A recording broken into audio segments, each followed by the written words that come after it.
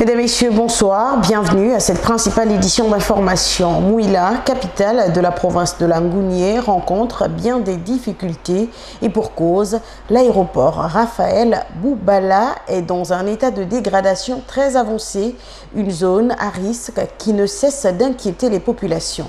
Jean-Jacques Djodji Rovaria pour plus de précisions.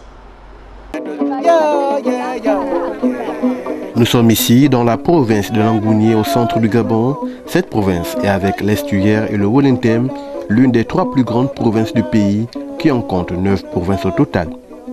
Elle tire son nom du fleuve Ngounié, l'un des nombreux affluents de l'Ogooué qui l'arrose. Cette ville est réputée pour son cadre accueillant, sa tranquillité, sa culture permet aux voyageurs d'admirer la somptuosité et de découvrir des paysages luxuriants aux 1001 ressources et de voir d'innombrables cours d'eau. Avec une population légèrement supérieure à 100 000 habitants, une superficie de près de 38 000 km², les Pounou et les Nzebi sont là les 2 ethnies dominantes de la province. Mouila, qui signifie rivière en langue vili, est le chef-lieu de la province de Langounié fondée en 1904. C'est vers les années 60 que la ville va bénéficier des toutes premières constructions infrastructurelles. Elles concernaient le secteur de l'éducation et de la santé. À ce jour, le patrimoine immobilier de la ville est resté intact après le passage des colons. Sauf qu'après les fêtes tournantes, les infrastructures sortent de terre, comme l'aéroport international de Mouila, pour ne citer que celui-ci, inauguré le 22 novembre 2001, baptisé Raphaël Boubala, n'est plus que l'ombre de lui-même. La structure se trouve dans un état de dégradation avancée. Son aérogare est devenu un coupe-gorge. Les bancs, les hangars sont transformés en toilettes à ciel ouvert. Au-delà de ce visage lugubre, l'aéroport de Mouila constitue désormais une zone à risque pour les usagers. Cette situation serait consécutive au non-versement de la subvention de l'État selon les agents, en dépit des nombreuses promesses faites ci et là par certaines personnalités politiques issues de la province de Langounié afin de retrouver une issue favorable. Pour l'heure, rien n'a bougé et le temps ne cesse de prendre le dessus sur cet aéroport laissé pour compte. À quand la réfection de cette structure qui faisait autrefois la fierté de Molvillois et Molvilloises? Seul le gouvernement pourrait avoir une réponse favorable.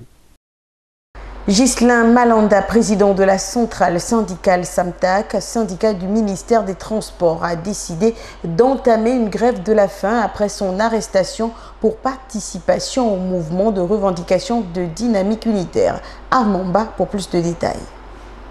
La société civile gabonaise a réagi en condamnant avec la plus grande fermeté l'arrestation qu'elle trouve illégale du président du SAMTAC, principal syndicat du ministère des Transports, impliqué activement dans les mouvements pour la défense des droits de l'homme et les libertés fondamentales au Gabon aux côtés de Dynamique Unitaire.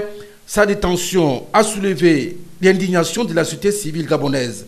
Les voix des leaders d'opinion s'élèvent depuis hier, comme celle de Marc Onaïsangui, Georges Mpaga, Georges Bunongoussi et d'autres, pour exiger la libération immédiate et inconditionnelle de Ghislain Malanda, ainsi que la cessation des manœuvres et actions hostiles à ses activités au Gabon.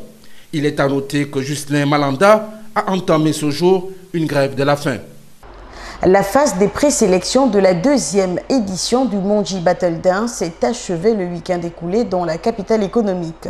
En prélude de la tenue des demi-finales qui se tiendront le 27 juillet prochain au plateau de handball d'Ivungi, voici les groupes de danse urbaine qualifiés. Ils étaient au total 18 groupes de danse urbaine à prendre part à la 2e édition du Mondji Battle Dance. Après les phases de présélection dans les 4 arrondissements que compte la commune de Port-Gentil, 7 groupes de danse ont validé leur ticket pour la phase des demi-finales. Il s'agit de No Limit Revolution, Gaïa Beat Crew, Remote Control, Intervention Rapide, Cap Africa, Adenko Crew et le groupe de danse 100% féminin Power Dream.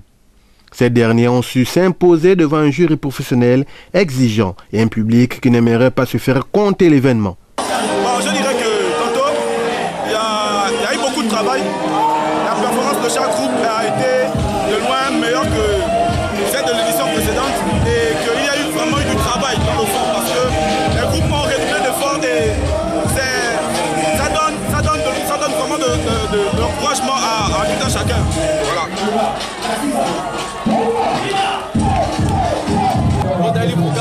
Afro.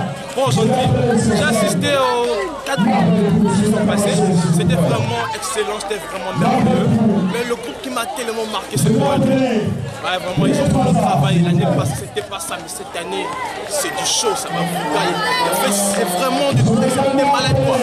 Le rendez-vous est pris pour la phase des demi-finales le samedi 27 juillet 2019 où ces groupes de danse sont attendus au plateau d'handball d'Ivongui à partir de 14 h. À cette étape, le jury va sélectionner un groupe par arrondissement suivant des critères bien définis.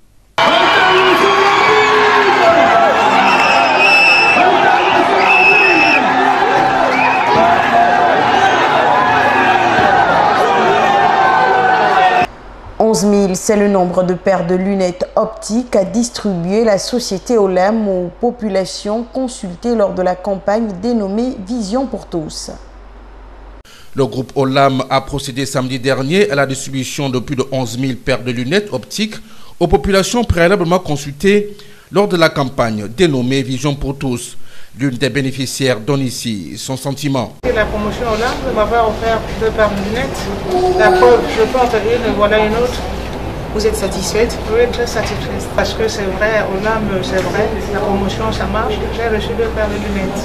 Le manager de la structure Optica chargé de la distribution fait le point de cette dernière étape. Aujourd'hui, nous sommes déjà à la distribution de 7000 paires pour l'instant.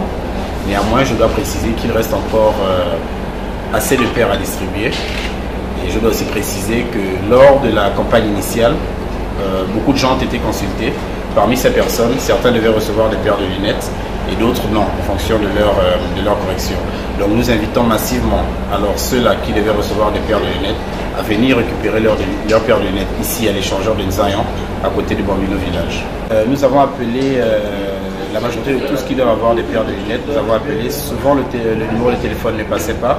C'est pourquoi nous avons alors fait toute une liste dans l'Union pour que ces personnes-là puissent venir. Et après aussi, peut-être entre elles, par bouche-oreille, si elles peuvent venir massivement pour venir s'enquérir de nouvelles par rapport à leurs paires de lunettes. A noter que c'est sous la supervision du ministère de la Santé que Josez avait lancé le 9 avril un programme national d'ophtalmologie dénommé Vision pour tous, intégralement financé et organisé par Josez.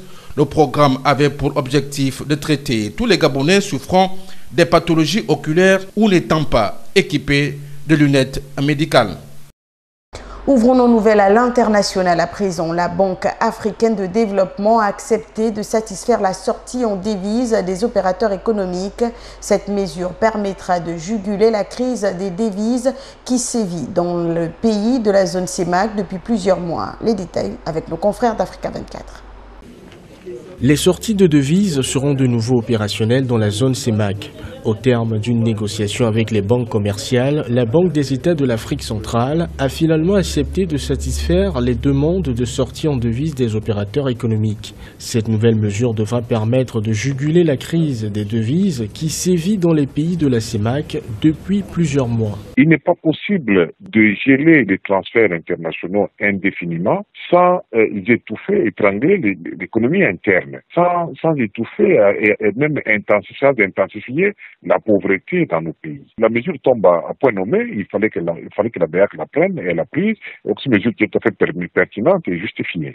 En contrepartie de cette mesure de flexibilité, les banques commerciales se sont engagées à retrocéder sur leurs avoirs extérieurs et dans les délais raisonnables les volumes de devises mis à leur disposition par la BEAC. Dans le cas contraire, il leur sera infligé une sanction pécuniaire d'une valeur de 5% du montant des avoirs qu'elles détiennent illégalement à l'extérieur de la zone CEMAC. Quand vous lisez le compromis de Douala tel qu'il a été arrêté, les deux parties se sont mises d'accord que la BEAC, va appliquer des sanctions sévères à l'endroit des banques récalcitrantes. Parce que toute la question est là, c'est d'obtenir toujours la collaboration des banques commerciales dans toutes les mesures de politique monétaire. Selon le Fonds monétaire international, le volume des avoirs illégalement détenus par les entreprises et autres entités hors de la zone CEMAC s'élève à près de 3 000 milliards de francs CFA. Ouverture ce lundi 15 juillet 2019 des assises du dialogue politique à Ouagadougou, capitale du Burkina Faso. Après 4 mois de consultation, il s'agit pour les parties prenantes d'examiner les questions majeures relatives aux élections présidentielles. 4 mois après les premières consultations qui ont permis la tenue de ces assises, le dialogue politique a ouvert ses travaux ce lundi 15 juillet 2019 à Ouagadougou. Sous la présidence du chef de l'État, Roch Marc Christian Kaboré, il s'agit pour les parties prenantes, notamment de la majorité au pouvoir et de l'opposition, d'examiner durant une semaine les questions majeures relatives aux élections présidentielles et législatives de 2020 et du référendum constitutionnel. J'ai appelé à ce dialogue politique dans la pure tradition de la disponibilité de notre peuple à la concertation et pour offrir aux participants que sont les partis politiques de la majorité et de l'opposition l'occasion d'apporter leur contribution à la gestion durable des questions majeures qui se dressent devant nous avec la volonté d'améliorer notre capacité d'anticipation. Ces travaux se tiennent dans un contexte où les autorités appréhendent fortement le climat d'insécurité et de la fronde sociale à travers le pays. Mais pour la classe politique, il y a lieu d'espérer un dialogue fructueux. Nous sommes là, nous sommes disposés. L'essentiel, c'est que nous portions un débat franc, un dialogue franc pour l'intérêt général de la nation. Nous osons espérer que le compromis utile va prévaloir pour tenir compte de ce que notre pays a besoin. Pour rappel, le dialogue politique est une initiative du président du Faso, Roch Marc Christian Kaboré. Ce dernier a réaffirmé sa disposition à mettre en œuvre les décisions consensuelles issues de ce cadre. Les partis politiques et groupements parlementaires de l'opposition ont reporté leur mobilisation pour le 23 juillet en Côte d'Ivoire. Ce report est dû en grande partie au manque d'autorisation de la police.